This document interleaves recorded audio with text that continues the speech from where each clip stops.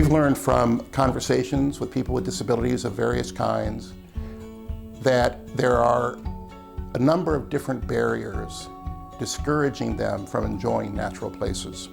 Some of those are purely a matter of the physical layout of a trail. It's got too many obstacles, it's not even, it's tilted or tipped in ways that don't work, for example, for a wheelchair or a person who's using a cane.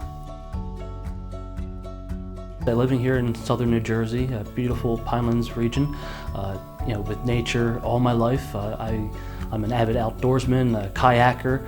I find that being out in the water is a great equalizer for me. I'm born with spina bifida, so I have crutches, and walking on the terrains out here is more difficult for me than going down rivers.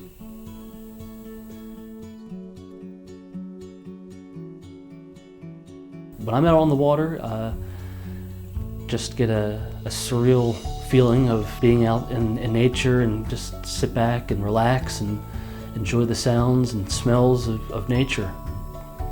Get a little bit of exercise while doing it. The people of New Jersey for many years have made big investments in preserving open space, creating parks and forests for people to enjoy, to recreate in, but they are not equitably available to people with disabilities. Because there are so few trails and scenic sites, that someone who has a physical disability or a disability that affects their ability to be in one of these settings for them to enjoy.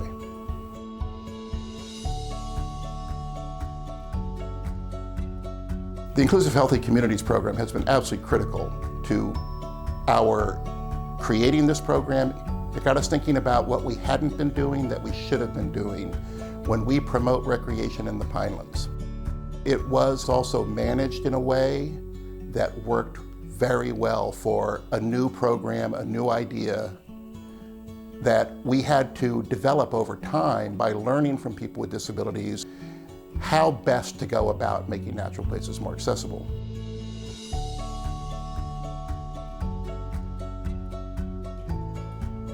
We began a Access Nature Forum, which is an online meeting that's for individuals with disabilities, their friends, their families, as well as land managers, agencies, advocacy groups to come together, have a collective discussion, and figure out the issues that these folks are having with gaining access to these sites and developing ways to overcome those barriers through policy development.